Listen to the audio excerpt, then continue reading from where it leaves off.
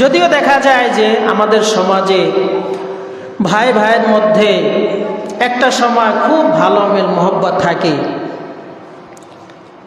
কিন্তু কোনো একটা সময় দেখা যায় আবার সাময়িক ফাটল ধরে, সম্পর্কের মধ্যে চির ধরে।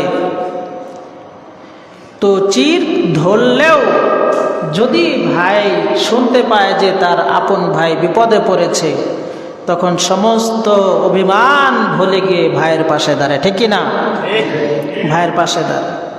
যতই তাদের মধ্যে অমিল থাকুক, সাময়িক, স্থায়িত্বভাবে তো হতেই পারে না, কারণ রক্ত তো একই রক্ত, যেরকম বিভেদ করা যায় না।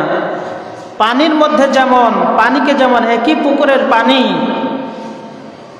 বিভেদ করা যায় না, ভাগ করা যায় না, রক্ত কোনোদিন বিভাজন হতে পারে না। হ্যাঁ, সাময়িক মনের রেষারেষিতে যদি দূরত্ব থাকে, কিন্তু একটা সময় যদি মুসিবতে পড়ে, যদি শুনে যে আমার ভাই বিপদে পড়েছে, তখন সমস্ত অভিমান ভুলে গিয়ে মনের সমস্ত গোস্বা নিবারণ করে ভাইকে বাঁচানোর জন্য উঠে পড়ে লেগে যায়।